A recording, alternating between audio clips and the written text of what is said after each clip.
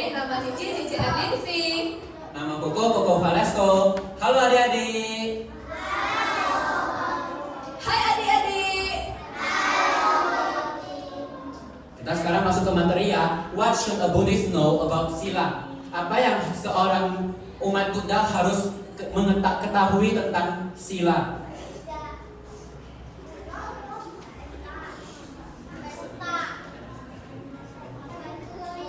Oke, jadi apa sih itu sila? Adik-adik masih ingat nggak sih? Adik-adik udah pernah belajar nih tentang sila. Ada nggak yang bisa bantu Cici jelasin apa sih sebenarnya sila itu? Kayaknya udah lupa semua kok. Waduh, gawat nih.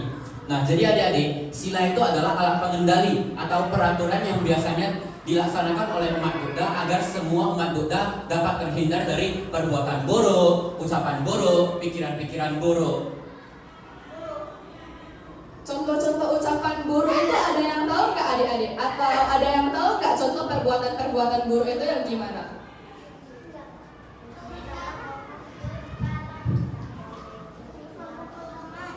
Bener, memukul teman. Apalagi? Mencuri, benar. Itu perbuatan buruk sih, Dek. Ya, benar. Oke, yang adik-adik sebutkan tadi itu semuanya. Ya, benar. Oke, sepertinya udah cukup ya adik-adik. Semua turunkan tangannya. Nanti habis ini masih ada pertanyaan. Jadi semua yang adik-adik ucapkan itu semuanya benar ya. Itu adalah perbuatan-perbuatan, ucapan buruk dan pikiran-pikiran yang tidak benar. Next go. Oke, kenapa kita harus menjalankan sila adik-adik? Nah, jadi adik-adik tahu kan, kalau di agama Buddha itu ada yang namanya Iya benar, karma. Jadi karma itu ada dua jenis, ada karma baik dan karma buruk. Oke, jadi kalau kita melanggar sila seperti mencuri, membunuh, memukul teman seperti yang adik-adik katakan tadi, kita akan dapat apa? Karma buruk kan? Oleh karena itu kita nggak boleh melanggar sila. Oke, lanjut kok. Oke, jadi ada lima sila dalam Pancasila Buddhis. Tadi semuanya udah dibaca adik-adik kan di Parita. Ada nggak adik-adik yang bisa bantu Cici sama Koko sebutkan 5 sila itu apa saja?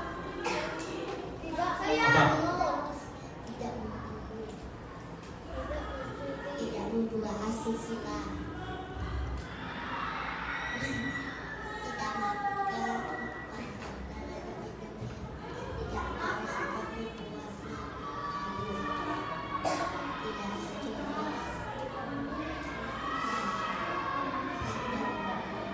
Oke, benar nih Ci. Jadi 5 sila Pancasila Buddhis ada tidak membunuh, tidak mencuri, tidak berbuat asusila, tidak berbohong, dan tidak mengonsumsi barang-barang yang dapat menyebabkan kesadaran adik-adik lemah.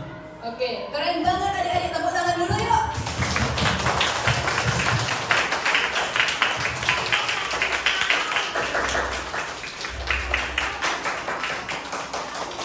Oke, cukup.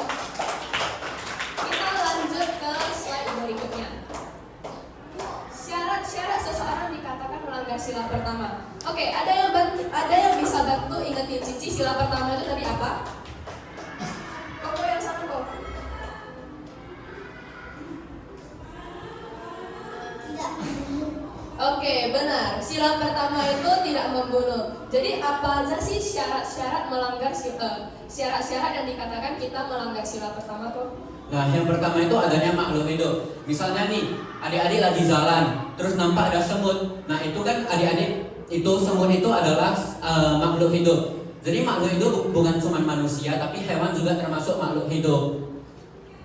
Syarat yang kedua itu adalah adik-adik tahu kalau semut tersebut adalah makhluk hidup. Ketika adik-adik jalan atau adik-adik lagi main-main di lapangan atau di mana itu nampak semut, adik-adik kan tahu itu semut itu bisa bergerak, dia bernafas, jadi dia adalah makhluk hidup. Yang ketiga sih. Oke, yang ketiga itu adanya niat. Adik-adik udah nampak tuh semutnya. Jadi adik-adik kayak, apa pijak aja ya semut, biar ya semut mati ya. Itu termasuk adanya niat. Selanjutnya itu adalah adanya usaha. Gini, semutnya banyak nih jalan. Terus adik-adik udah nampak, apa bunuh aja. Terus adik-adik angkat kaki adik-adik. Terus adik-adik pijak. Berarti semutnya mati dong. Nah, kalau bentar ya, kalau misalkan semutnya mati, berarti kalau misalkan adik-adik udah mengangkat kaki adik-adik, terus semutnya dipijak sampai mati, terus menimbulkan korban. Nah, itu adik-adik dianggap melakukan pembunuhan. Kalau untuk pertanyaannya adik itu, kalau dia ganggu, yang usahakan jangan diinjak, yang menyingkir ya adik. Iya kan, kayak bisa semutnya itu kan kayak bisa ditiup atau kayak diusir gitu loh, jangan dibunuh. Ngerti dek? Next go. Kalau kamu cuma lewat jalan sama kasih semuanya jalan, nanti udah jalan terus kita baru jalan. Iya bener. Oke, selanjutnya adalah syarat atau ciri-ciri seseorang dikatakan melanggar sila kedua. Oke, kok tadi sila kedua itu apa ya, kok? Lupa nih Ci. Adik-adik ada yang bisa bantu aku jawab gak? Sila kedua tadi apa? Iya benar. Jadi sila kedua itu tidak mencuri. Oke, kita mulai dari barangnya itu milik orang lain. Nah, jadi ada pulpen nih di meja. Pulpennya itu punya Koko Valesco.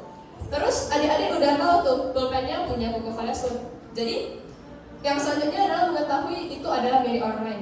Adik-adik nampak pulpen di meja, terus ada ditempel nama tuh, Koko Valesco gitu. Jadi adik-adik udah nampak pulpennya, udah tahu itu pulpennya milik Koko Valesco. Terus ada nyanyi, terus adik-adik pikir kayak, Koko Valesco saya apa wajah aja pen. Itu termasuk niat, ada niat untuk mencuri. Selanjutnya kok? Selanjutnya itu adanya usaha. Nah, setelah muncul niat, wah ini kayaknya Koko Valesco kalau wajah bakalan itu akan cair sih. Wah iyalah. Nah itu yang namanya usaha. Adik-adik mengeluarkan tenaga adik-adik untuk mengambil pulpen tersebut dan menyimpannya. Yang terakhir itu ada mendapatkan barang. Tentunya setelah adik-adik ambil, pasti adik-adik bakalan pakai pulpennya kan. Adik-adik bakalan jadi milik barang adik-adik. Nah itu yang namanya adik-adik mendapatkan barangnya dan melanggar yang namanya sila kedua. Next go.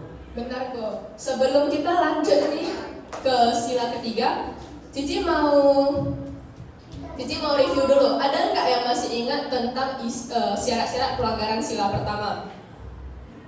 Satu aja yang pertama. Sebutkan satu aja. Apa? Adanya niat. Iya, Ya benar, adanya niat. Ada lagi nggak yang bisa sebutkan satu aja?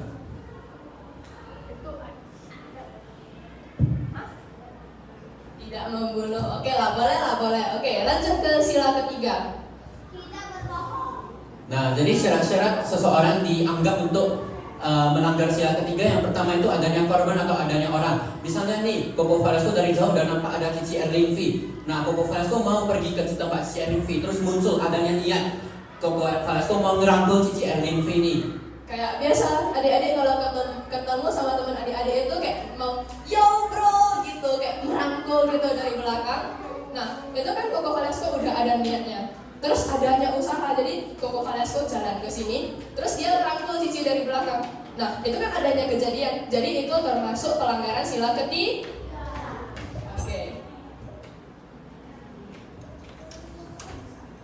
Kita review sekali lagi. Tadi syarat-syarat seseorang dikatakan melanggar sila kedua apa? Satu aja.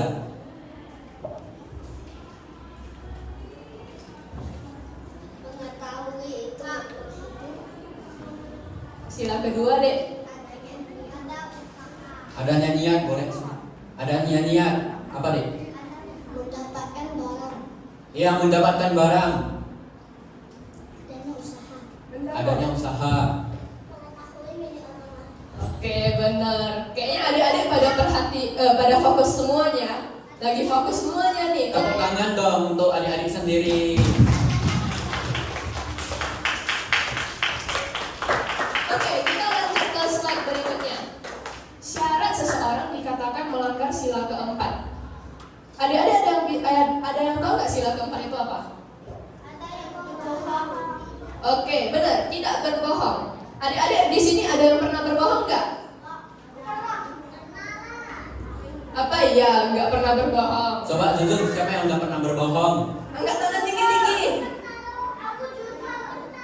Kok banyak banget kok yang suka bohong kok. Aduh, nggak boleh ya deh. Itu kalau berbohong melanggar yang namanya sila keempat. Ada syarat-syaratnya. Yang pertama itu adanya ketidakbenaran. Misalnya nih, temannya Cici Erinfi datang ke Cici Erinfi bilang kalau duitnya Cici Erinfi diambil sama Koko. Nah, sedangkan sebenarnya uangnya Cici Erinfi masih ada di kantongnya. Kan berarti Cici Erinfi tahu itu tidak benar, dan temannya Cici Erinfi berarti menyebarkan yang tidak benar. Itu yang namanya adanya ketidakbenaran. Selanjutnya itu adalah adanya niat. Gini, teman Cici itu udah tahu bahwasanya uangnya itu bukan diambil sama Koko Valesco, tapi dia mau bikin Cici sama Koko Valesco itu kayak bebek-bebekan gitu, kayak musuhan ya kok. Iya. Oke, terus dia langsung bilang ke Cici Erinfi, uangnya Cici diambil sama Koko Valesco. Nah, dia itu ada niat supaya Cici sama Koko itu gak berteman. Terus dia melakukan usaha. Dia bilang ke Cici sama Koko bahwasanya uangnya itu diambil kok. Terus yang terakhir itu adalah adanya korban yang tertipu. Kalau misalkan pas itu Cici percaya, maka teman Cici itu melanggar sila keempat. Oke. Sebelum lanjut lagi ke next slide, tadi syarat-syarat pelanggaran sila ketiga apa? 1. Adanya niat. Adanya niat, benar. Adanya kejadian. Adanya kejadian. Adanya usaha. Oke, adanya usaha. Adanya korban. Ya benar, jadi yang adik-adik sebutkan semua itu benar. Tepuk tangan untuk diri sendiri dulu. Bentar kok, kalau sila ketiga kan baru lewat ya kok. Cici kalau mau minta adik-adik nge-review apa sih syarat-syarat pelanggaran sila pertama? Ayo, masih ingat gak? Tidak mencuri. Salah. Sama Ayo. salah. Ayo. Lupa kan? Tidak membunuh. Tidak membunuh. Terus? Ya, tidak membunuh. Syarat-syaratnya deh, syarat-syarat pelanggaran sila pertama. Kurang tepat deh, kurang tepat. Adanya usaha, benar. Adanya niat kok, bener. Ya benar, adanya niat. Adanya korban, oke bener. Oke, mengetahui itu makhluk hidup kok luar biasa banget kok.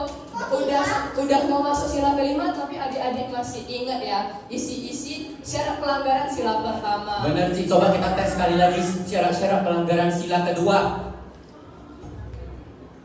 Adanya usaha. Adanya usaha. Adanya niat. Adanya niat. Oke, benar. Ada usaha. Oke, ada Adanya usaha. korban tertipu. Salah deh, sila kedua. Oke, gue tapi kayaknya rata-rata adik-adiknya itu masih ingat gitu ya kok sama isinya. Iya. Next, go ke syarat-syarat pelanggaran seseorang dianggap melanggar sila kelima. Yang pertama itu adanya zat yang memabukkan. Bentar kok, sila kelima itu isinya apa ya kok? Apa adik-adik ada yang bisa jawab gak? Apa? Ayo, sila Isi kelima. sila kelima Pancasila Buris apa?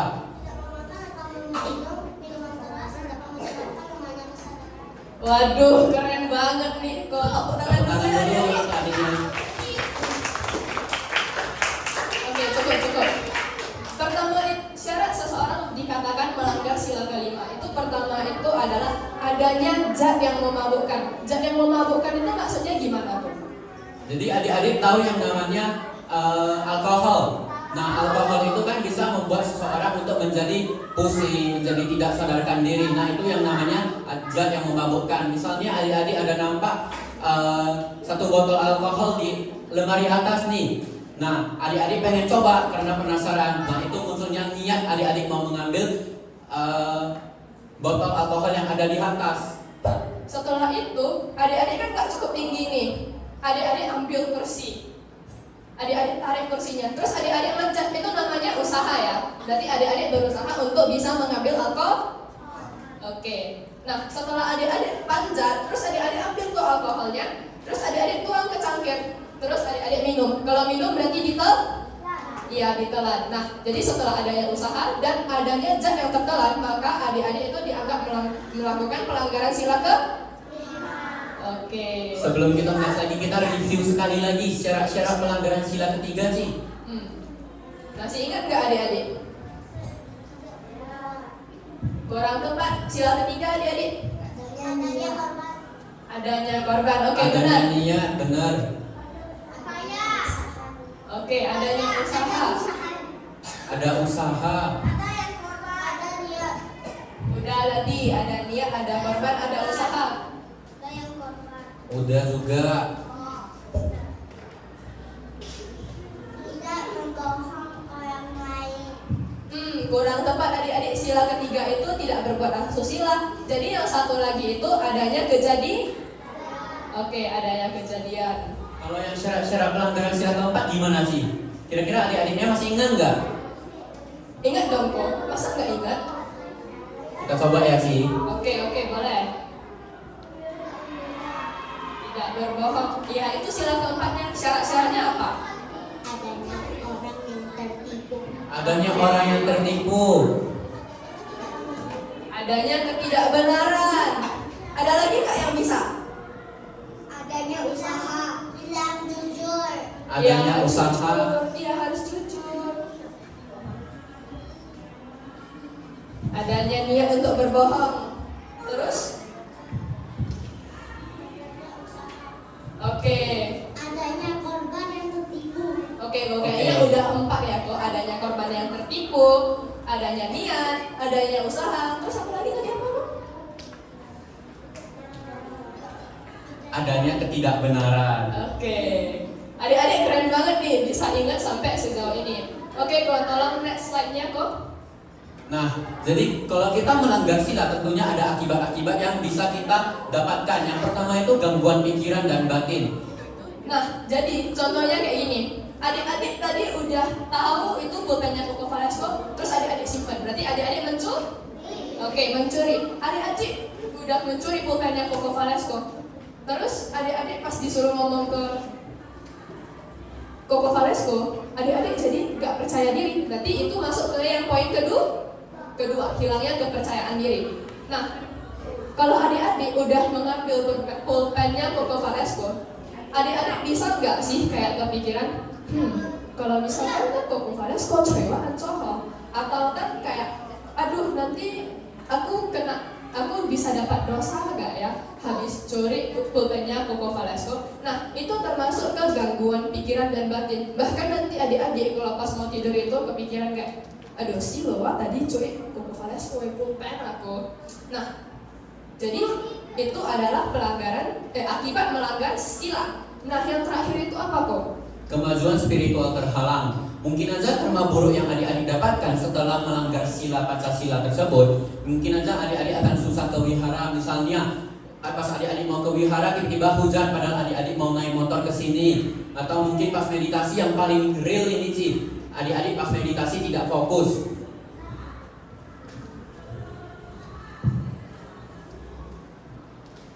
Adik-adik duduknya yang benar ya, kakinya jangan dimajuin gitu, duduk yang rapi ya.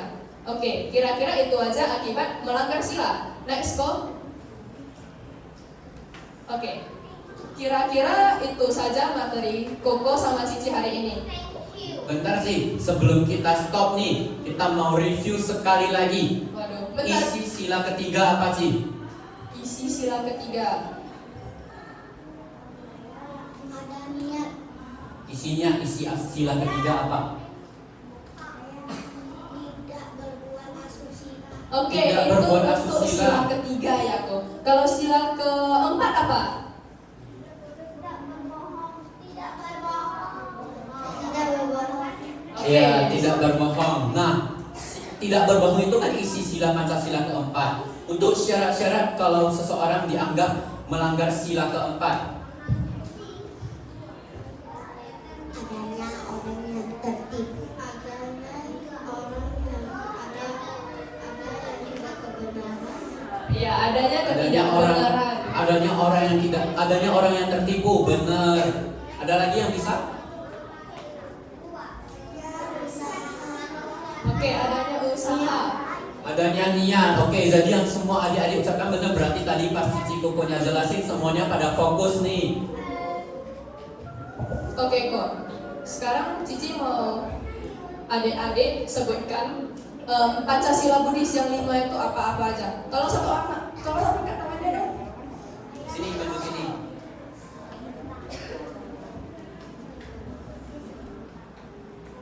Sila pertama apa?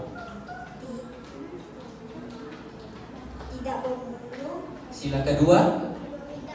tidak mencuri, Sila ketiga? tidak melakukan perbuatan asusila, tidak berbohong, Sila kelima? tidak memakan atau minum makanan yang membuat lemahnya kelemahan kesadaran. Oke, benar itu 5 sila. Tepuk tangan untuk adiknya dong. Aduh, kok dari tadi yang direview masih syarat-syarat pelanggaran sila aja kok. Kalau akibat melanggar sila, ada yang masih ingat gak? Sini. Oke, apa aja sih akibat melanggar sila? Gangguan pikiran dan batin, Oke, habis itu?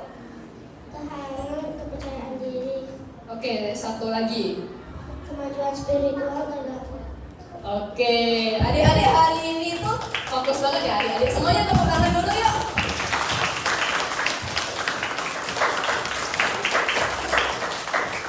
Nih, Koko punya satu pertanyaan nih. Waduh, apa tuh? Misalnya nih ada nyamuk atau ada lalat. Yang mana lebih berdosa kalau kita langsung pukul nyamuknya pakai raket nyamuk atau kita pakai obat nyamuk taruh begitu aja? Kira-kira mana yang lebih karma buruknya lebih besar?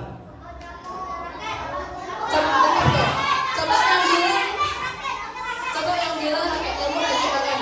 Yang bilang pakai raket nyamuk angkat tangannya. Adik-adik nanti ya. Coba yang bilang pakai raket nyamuk tuh karma buruknya lebih besar, angkat tangan. Wah, banyak kok. Coba sekarang yang kalau bilang pakai obat nyamuk itu karma buruknya lebih besar. Angkat tangan. Oke, dikit banget ya kok. Berarti adik-adik, berarti Cici sama Koko menganggap adik-adik bilangnya itu kalau pakai raket nyamuk itu karma buruknya lebih besar. Ada nggak sih yang bisa kasih Cici sama Koko alasannya kenapa sih gitu? Saya tahu. Ayo maju sini deh. Sini. 2 orang sih, kita lihat siapa yang paling boleh alasannya. Yang cewek dong Kok. Cowok lah. Coba apa aja? Karena sebelum mati harus ke listrik dulu. Sebelum mati harus ke listrik dulu. Oke, coba.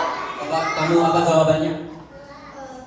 Kalau kita di raket nyamuk, kalau kita nggak dimatiin nanti dikasih bayi pegang bisa setrum.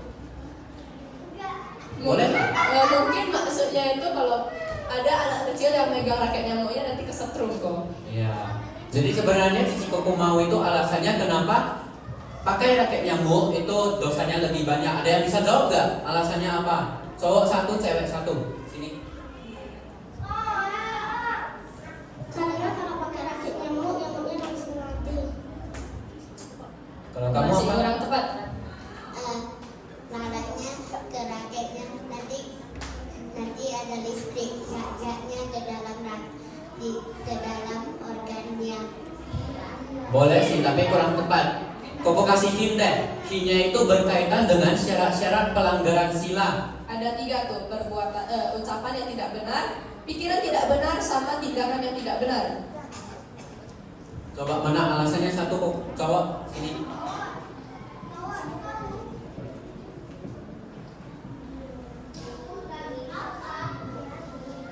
Alasannya harus berkaitan sama syarat-syarat pelanggaran Oke, sila ada pertama.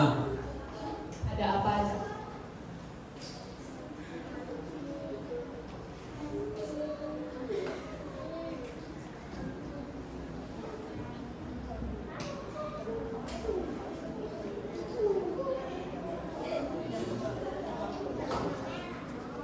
Karena nanti dia bisa mati, nanti meninggal. Nanti nyamuknya meninggal. Emang kalau pakai obat nyamuknya nggak meninggal ya kok? Ayo. Ayo. Kalau kamu alasannya apa? Kalau kita nggak buka listriknya nanti kita bisa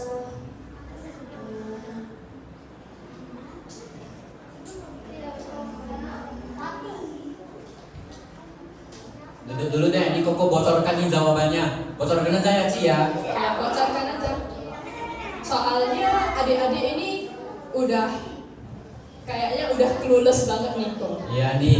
Nah, jadi alasannya kenapa kalau pakai raket nyamuk itu lebih besar karena buruknya. Kok boleh balik ke slide yang tadi syarat-syarat pelanggaran sila pertama? Nah, jadi tadi Koko udah bilang alasannya itu berkaitan dengan syarat-syarat yang namanya pelanggaran sila pertama. Nah, jadi kalau adik-adik pakai raket nyamuk, otomatis adik-adik langsung yang membunuh nyamuk tersebut. Adik-adik punya niat, punya usaha untuk membunuh nyamuk tersebut. Belum lagi adik-adik itu lagi misalnya adik-adik itu lagi nonton TV ya. Terus ada nyamuk nih, putar kayak adik-adik langsung kayak habis nyamuk net solo ya. Itu sudah timbul itu pikiran yang tidak benar. Terus selanjutnya itu adik-adik ambil raket nyamuknya, yaitu adik-adik melakukan yang namanya adanya usaha. Terus adik-adik kejar nyamuknya. Terus setelah nyamuknya kena raket nyamuknya mati. Terus adik-adik bilangnya, kayaknya nyamuk mati ya. Itu adik-adik melakukan yang namanya ucapan yang tidak benar. Oke, kira-kira itu saja dari Cici sama Koko hari ini ya, Kok. Masih ada nggak sih yang mau ditambahkan, Kok? Kasih satu pertanyaan lagi sih, Ci. Aduh, banyak kali pertanyaan Koko ya. Apa nih, Kok, pertanyaan terakhirnya? Yang bisa sebutkan syarat pelanggaran sila kelima tadi kan belum kan Ci? Waduh, memang belum sih, Kok. Tapi kayaknya nggak ada yang harus berurutan. Waduh. Coba yang bisa maju ke depan, cowok satu, cewek satu. Coba gantian ke orang lain. Itu yang pelan baju putih. Sini. Waduh, yang cowok gak bisa nih Ci. Kalah nih Kok sama yang cewek. Yang cowok jangan kalah juga dong. Ayo. Bentar Kok, kita dengar dulu dari adik yang ini Kok.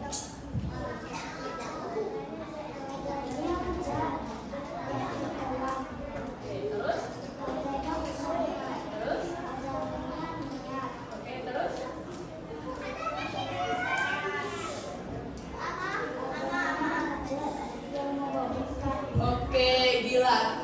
Kok, adik-adik kita ini hari ini keren-keren banget Kok. Mereka pada fokus ya dari awal sampai sekarang. Iya Ci, buktinya semua bisa menjawab pertanyaannya. Yuk tepuk tangan semuanya.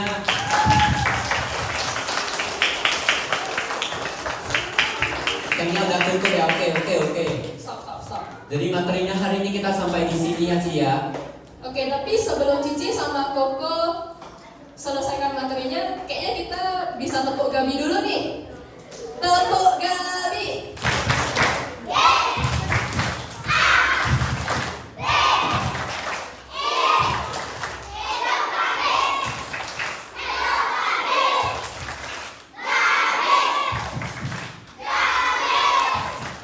Yes,